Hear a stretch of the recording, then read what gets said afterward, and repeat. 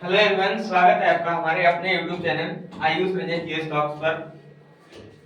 आज हम चर्चा करने वाले हैं कि वर्तमान में कौन क्या है, वर्तमान में कौन किस पद पर नियुक्त है। सारा कुछ इस वीडियो में चर्चा करने वाले हैं। आपको इसकी 3 क्लासेस मिलेंगी जिसमें आपको सारा कवर हो जाएगा कि वर्तमान में कौन किस पद पर नियुक्त है। सारा कुछ एक वीडियो में कवर हो जाएगा। आगे बढ़ते हैं। पहला क्वेश्चन है कि लोकपाल का नया अध्यक्ष किसे नियुक्त किया गया है। अगर आपको फोटो से पहचान हो जाती है, तो आपको आंसर्स देखने की आवश्यकता नहीं पड़ेगी। अगर आपको उनका नाम और फोटो पहचानने में दिक्कत नहीं होगी। ठीक है, बढ़ते आगे।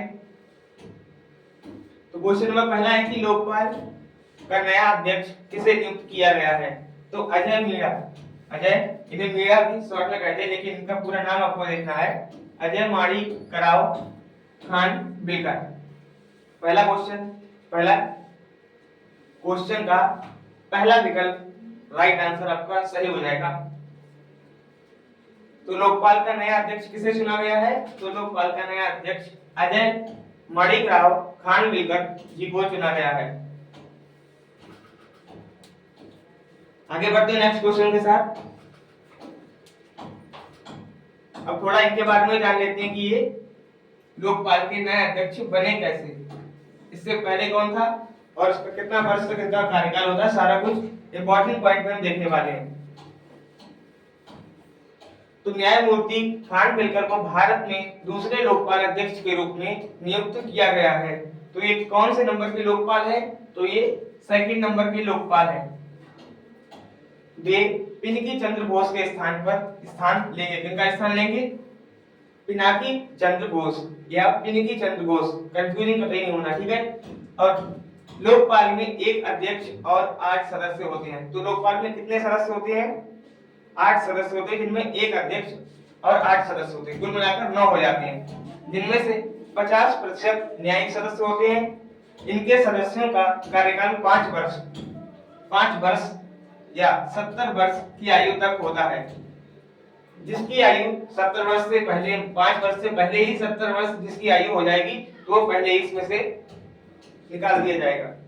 नोट, लोकपाल के पास सरकार के प्रमुख पदों पर रहने वाले व्यक्तियों के खिलाफ भ्रष्टाचार के आरोपों की जांच करने का अधिकार होता है। किसके पास। तो लोकपाल के पास सरकार के प्रमुख पदों पर रहने वाले व्यक्तियों के खिलाफ भ्रष्टाचार के आरोपी की जांच करने का अधिकार होता है लोकपाल के पास। आइए सेकंड क्वेश्चन देखते हैं।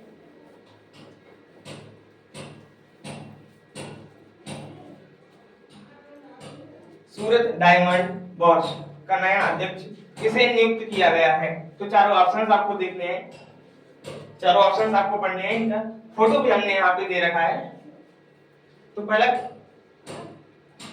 जो ऑप्शन है वह है गोविंद ढोलकिया, राहुल सिंह, नवनीत सहगल, किशोर मकवाना।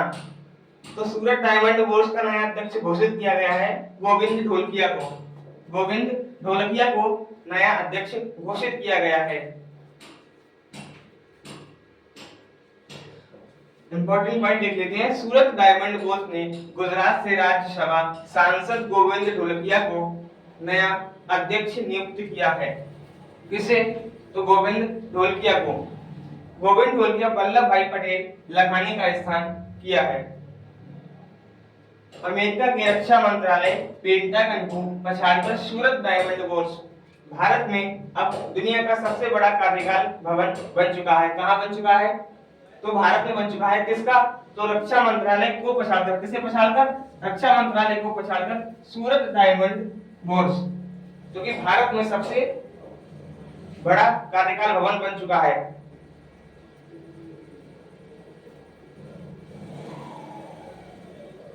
आइए थर्ड क्वेश्चन देख लेते हैं।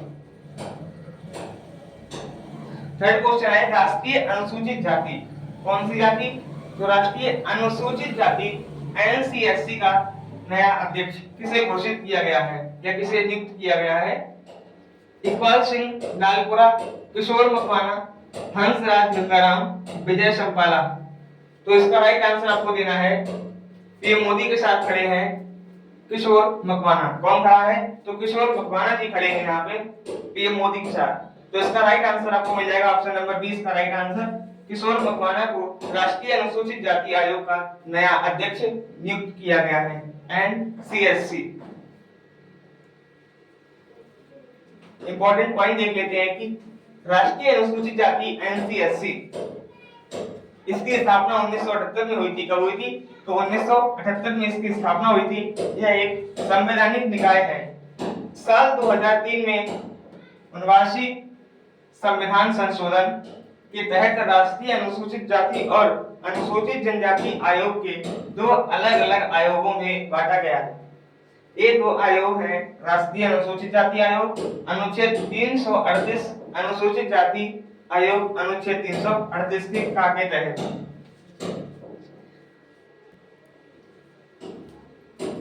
तो एक 338 में है और एक 338 में है।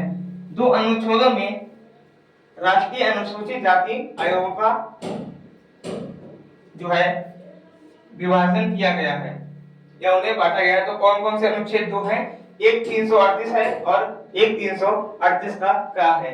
खंड का। आइए नेक्स्ट क्वेश्चन देखते हैं कि question number 4, Indian steel association ISA के नए अध्यक्ष कौन बने हैं? तो नवीन जिंदल, MV राव, दिनेश कुमार, अरविंद मकवाना। तो क्वेश्चन नंबर 4 का राइट आंसर ये हो जाएगा नवीन जिंदल जो है वो इंडियन स्टील एसोसिएशन के नए अध्यक्ष के रूप में चुने गए हैं। आइए थोड़ा इंडियन स्टील एसोसिएशन के बारे में जान लेते हैं। इसकी स्थापना जो हुई थी वह हुई थी 2014 में। कब हुई थी? 2014 में हुई थी। कहां हुई थी? तो इंडिया में हुई थी। इसका मुख्यालय नई दिल्ली। इंडियन स्टील एसोसिएशन के अनुसार यह भारत के कच्चे इस्पात उत्पादन के 65% भाग का प्रतिनिधित्व करता है। कौन करता है? तो Indian steel association.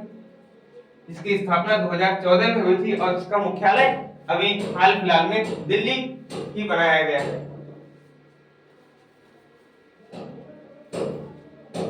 Next question देखते हैं, क्वेश्चन नंबर 5, प्रसार भारती के नए अध्यक्ष कौन बने हैं?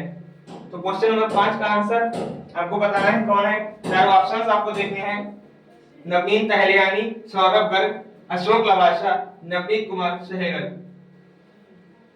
तो ये जो है वह है नवनीत कुमार सहगल। सहगल जी को जो है प्रसार भारती के नए अध्यक्ष के रूप में चुना गया है, नवनीत कुमार सहगल जी को। आगे बढ़ते हैं, इनके बारे में थोड़ा जान लेते हैं। क्वेश्चन नंबर 5 का आंसर डी हो जाएगा नवनीत कुमार सहगल। नवनीत कुमार सहगल प्रसार भारती के पूर्व अध्यक्ष ए सूर्य प्रकाश का स्थान लेंगे। इनसे पहले कौन कार्यरत था? तो ए सूर्य प्रकाश इनसे पहले इस पद पर कार्यरत थे। प्रसार भारती यह एक संवैधानिक स्वतंत्र निकाय है, ये संवैधानिक निकाय है। यह देश का सरकारी प्रशासन केंद्र है। इसकी स्थापना हुई थी 23 नवंबर 1997 को हुई थी प्रसार भारती की स्थापना। प्रसार भारती के प्रथम अध्यक्ष कौन बने थे? तो निखिल चक्रवर्ती जो थे इसके नए अध्यक्ष बने थे, प्रथम अध्यक्ष।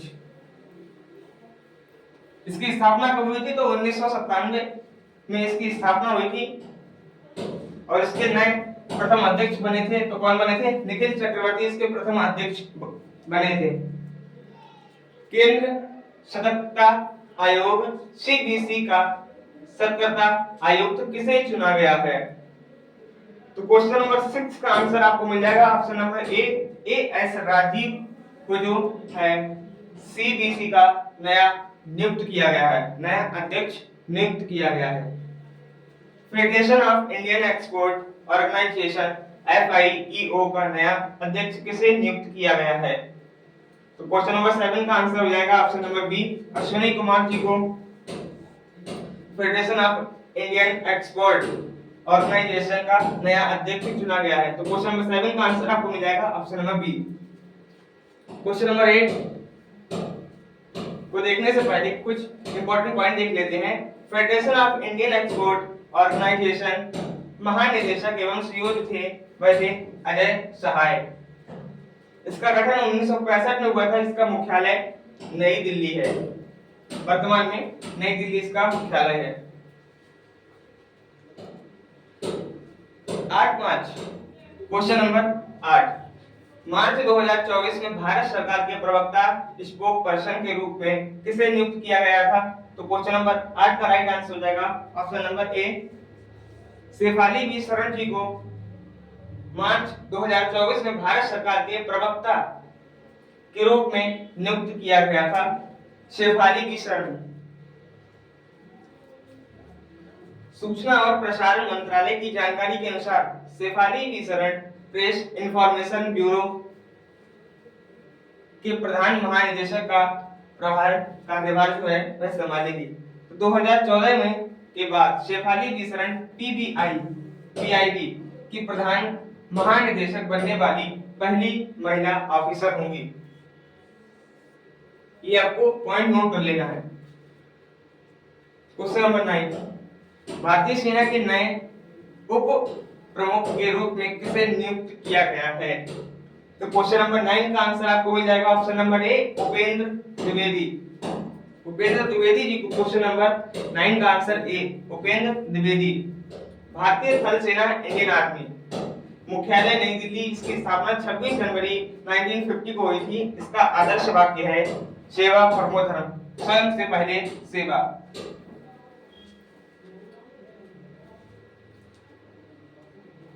क्वेश्चन नंबर 10, भारत के नए मुख्य चुनाव आयुक्त कौन बने? तो क्वेश्चन नंबर 10 का आंसर भी हो जाएगा राजीव कुमार बने थे। कौन बने थे? तो भारत के नए मुख्य चुनाव आयुक्त बने थे राजीव कुमार।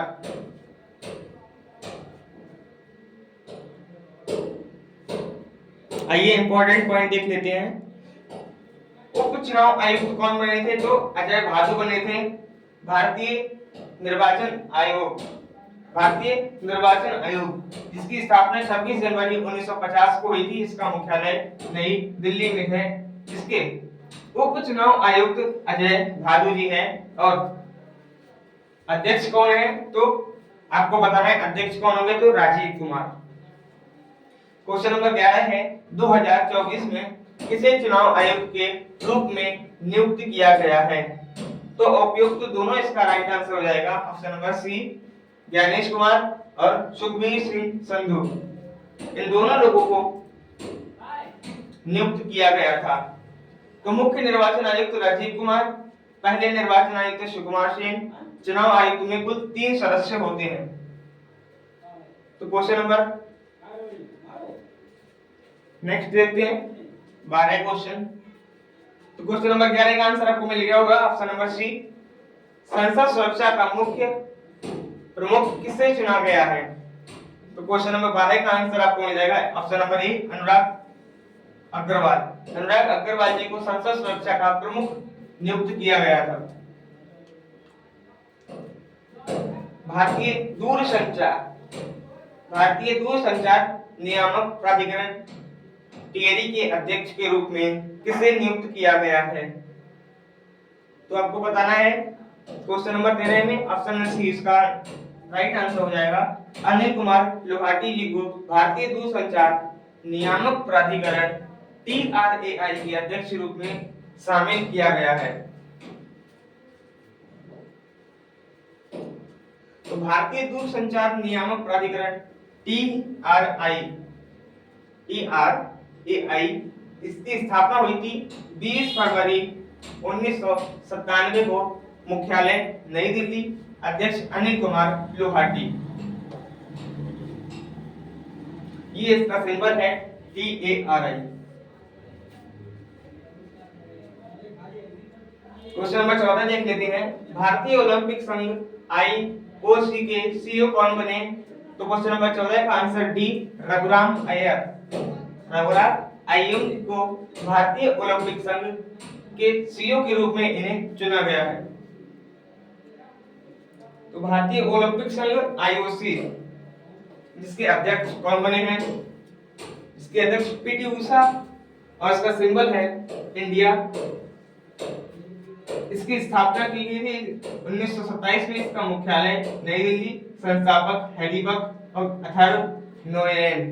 इसके दो संस्थापक हैं और इसका मुख्यालय नई दिल्ली में है और स्थापना 1927। वर्तमान में अध्यक्ष है पीटी उषा। इसका नेक्स्ट क्वेश्चन देख लेते हैं। क्वेश्चन नंबर 15 है कि केंद्रीय माध्यमिक शिक्षा बोर्ड सीबीएसई के नए अध्यक्ष कौन बने।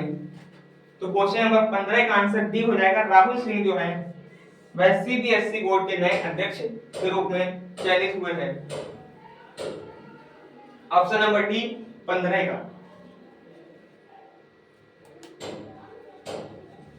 उन्होंने निधि छब्बर का स्थान लिया है। तो सीबीएसई जो नए चुने गए हैं, अभी नए कौन चुने गए थे आपको बताना है। इससे पहले कौन था, तो निधि छब्बर थी सीबीएसई की नई अध्यक्ष। केंद्रीय माध्यमिक शिक्षा बोर्ड सीबीएसई, इसकी स्थापना 1929 में हुई थी। इनका मुख्यालय नई दिल्ली में है। इसका ध्येय वाक्य है असतो मा सद्गमय। हे प्रभु हमें असत्य से सत्य की ओर ले चलो। क्वेश्चन नंबर 16 है संयुक्त राष्ट्र यूएन में भारत के स्थायी प्रतिनिधि कौन बने। चारों ऑप्शंस देखने हैं आपको। अमित क्षत्रिय, अरिदम बागची, रुचिरा कंबोज, गीता गोपनीता। तो क्वेश्चन नंबर 16 का आंसर बी इसका राइट आंसर हो जाएगा। संयुक्त राष्ट्र यूएन जिसकी स्थापना 24 अक्टूबर 1945 को हो गई थी और इसका मुख्यालय न्यूयॉर्क में है। इसके नए अध्यक्ष एंटोनियो गुटेरस, जिसका सिंबल है आपको। सशस्त्र सीमा बल एसएसबी के महानिदेशक कौन बने। तो एसएसबी के महानिदेशक बने हैं रश्मि शुक्ला, दलजीत सिंह चौधरी। चारों ऑप्शंस अनीश दयाल और महेश्वर सिंह। तो 17 नंबर का आंसर बी हो जाएगा। दलजीत सिंह चौधरी जो है वह एसएसबी के नए महानिदेशक के रूप में चयनित हुए हैं। सशस्त्र सीमा बल, इसका आदर्श वाक्य है सेवा, सुरक्षा और भाईचारा। इसका मुख्यालय नई दिल्ली में और इसका गठन 20 दिसंबर 1963 को कर दिया गया था। केंद्र सरकार, क्वेश्चन नंबर 18 है केंद्र सरकार ने 16वें वित्त आयोग का अध्यक्ष किसे नियुक्त किया है। डॉक्टर अरविंद पनगड़िया जी को केंद्र सरकार ने 16वें वित्त आयोग के अध्यक्ष के रूप में चुना है। अब 16वें वित्त आयोग के अध्यक्ष तो आपने पढ़ लिए हैं, लेकिन 15वें वित्त आयोग के अध्यक्ष एन.के. सिंह जी थे। वित्त आयोग के बारे में, वित्त आयोग एक संवैधानिक संस्था है। संविधान के अनुसार अनुच्छेद 280 के तहत इसका प्रावधान दिया गया है। नोट आपको पढ़ना है। केंद्र और राज्यों के बीच पैसा कितना बटेगा, कैसे बटेगा, इसकी देखरेख करता है वित्त आयोग। तो वित्त आयोग कौन से अनुच्छेद में है, तो अनुच्छेद 280। क्वेश्चन नंबर 19 देख लेते हैं। केंद्र सरकार के केंद्रीय रिजर्व पुलिस बल सीआरपीएफ का महानिदेशक किसे नियुक्त किया गया है। तो ऑप्शन नंबर है अनीश दयाल सिंह जी को सीआरपीएफ का महानिदेशक नियुक्त किया गया है। आज का हमारा जो लास्ट क्वेश्चन होने वाला है वह क्वेश्चन नंबर 20 और लास्ट क्वेश्चन होने वाला है। केंद्रीय रिजर्व पुलिस बल सीआरपीएफ, इसकी स्थापना सीआरपीएफ की स्थापना हुई थी 1939 में। इसका मुख्यालय नई दिल्ली में है और महानिदेशक मतलब डीजी अनीश दयाल सिंह जी है। क्वेश्चन नंबर 20 है केंद्रीय औद्योगिक सुरक्षा बल सीआईएसएफ की प्रमुख बनने वाली पहली महिला कौन बनी। तो क्वेश्चन नंबर 20 का आंसर नीना सिंह सीआईएसएफ की प्रमुख बनने वाली पहली महिला निदेशक बनी।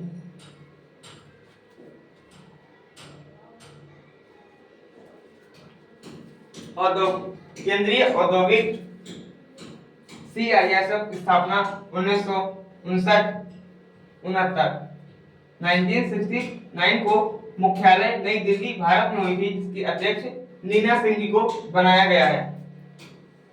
इसका सिंपल शब्द में निर्देश किया गया सब संरक्षण एवं सुरक्षा, प्रोटेक्शन एंड सिक्योरिटी।